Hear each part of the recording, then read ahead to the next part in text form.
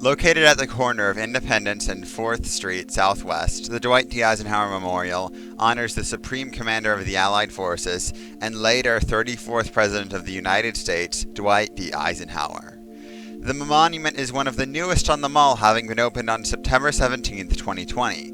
Despite this, the site on which it stands has been reserved for the memorial since the 1980s, in part because of its proximity to the Department of Education, the Air and Space Museum, the Federal Aviation Administration, the Voice of America, and the U.S. Department of Health and Human Services buildings, all of which Eisenhower was instrumental in creating.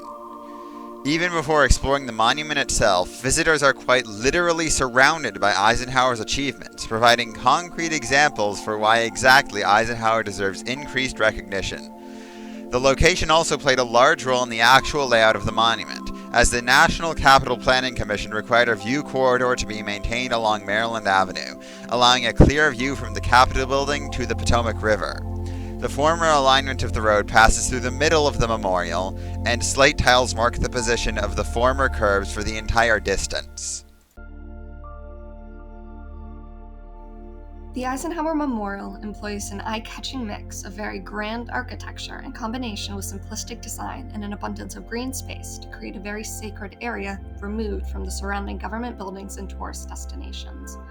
This effect is only amplified by the addition of 2 columns and a large tapestry framing the area, catching the eye of visitors and passerbys alike. Notably, the monument is constructed symmetrically, with these pillars located on either side of the area.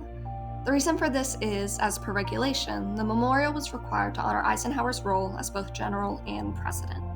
Each one of these identical pillars is dedicated to a role, featuring only a simple plaque informing viewers of the positions he served. The symmetrical design places the role of Supreme Commander on equal footing with being President, an important ethos builder given that many visitors may not know much about his role during the Second World War and therefore devalue the position. Moving towards the interior of the memorial, 2 still symmetrical displays featuring statues of Eisenhower are displayed. The first, honoring his role as President, shows Eisenhower speaking with his advisors in front of a world map. Serving as president during the Cold War, Eisenhower was forced to balance a number of conflicting perspectives and intergroup conflicts on both the national and international stage. Most notably, one of the advisors present is African American, symbolizing Eisenhower's role in integrating the U.S. military. The other is a recreation of this photo of Eisenhower with the 101st Airborne Division before their deployment during World War II. Aside from strictly showing him in his role as general, the purposeful image choice humanizes Eisenhower by showing him in an unscripted reaction with the men he led. It conveys to viewers not only his proficiency in his role as Supreme Commander, but builds credibility by providing specific historical examples of his work. While the memorial is relatively sparse in text, only containing a few small excerpts on its front side, behind the statues are 2 larger excerpts from speeches given by Eisenhower at the end of both World War II and his presidency. We interviewed memorial volunteer Michael Zucker for more information. Right, so on the back of this platform we have what's called Eisenhower's Guildhall Address. So after World War II ended, Prime Minister Winston Churchill gave Eisenhower the key to the city of London. So Eisenhower wrote the speech himself, and it kind of deals with themes of humility and, as the Supreme Commander, even though the world gave him a lot of credit for defeating Nazi Germany, he was saying, it was not just me, it was, everybody in the alliance, particularly the soldiers, sailors, and airmen who actually did the fighting, and he as a general should not receive all of the credit. His son John thought it was the best speech he ever gave, and it's quoted at his gravesite in Abilene. The reason the inclusion of this speech is so significant is that it gives the visitor a look at Eisenhower as a person. Throughout the monument, there are many very literal displays meant to give a sense of the scale of his achievements. But in this speech, as Zucker explains, there are more references to his values, adding an additional layer. Not only did Eisenhower achieve many things, he was a humble person and should be honored as such. Similar excerpts of Eisenhower's speeches are also displayed on the back of the other monument. So on the back of this platform we have Eisenhower's first inaugural address and his farewell address. So the first inaugural is considered, it's a nice speech. It touches on themes of religion and the Cold War and kind of the state of kind of the world at this point in the 20th century, that there have been 4 major wars, including the 2 world wars up to this point in the century. And so it sort of sums up all of those sort of historical and moral themes. The farewell address is considered more important. It's usually considered the best and most important speech that Eisenhower ever gave. The main reason is where you can see in the middle.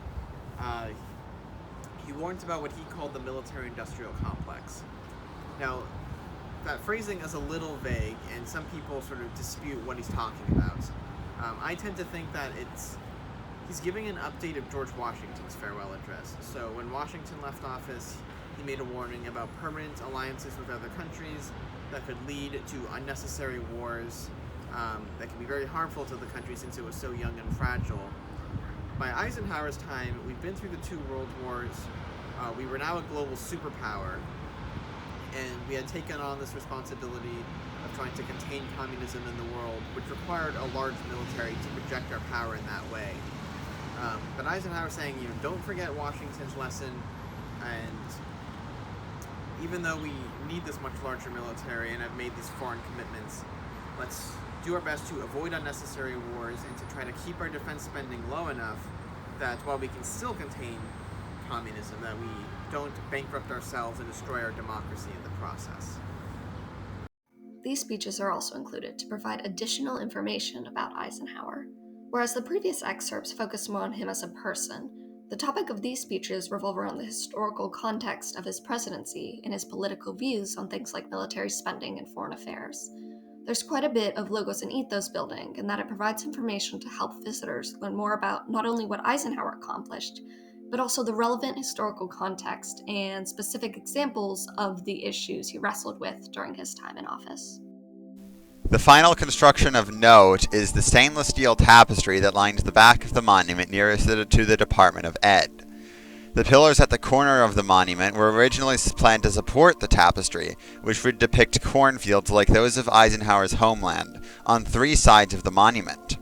However, due to view corridor requirements and a consensus that Eisenhower's part in World War II would be more recognizable, the final version of the tapestry depicts the beaches and cliffs of Normandy, and its area was reduced to the southern side of the memorial only. The top of the tapestry is the actual height of the cliffs. Not only does the tapestry separate the very green, simplistic, and sacred area from the surrounding administrative buildings, but it gives the audience the most literal depiction of how impressive Eisenhower's achievements were. Standing at its base makes the feat of climbing the cliff seem impossible, and yet Eisenhower's troops made it to the top. All in all, the Eisenhower Memorial is a beautiful representation of the duality of his achievements as both a president and a general. Whether it be consistently emphasizing the significance and scale of his military and governmental achievements, or providing contrast by showing the viewer his actual values and positions on various subjects to humanize him, the monument inspires visitors to remember and honor the far too often unsung achievements of Dwight D. Eisenhower.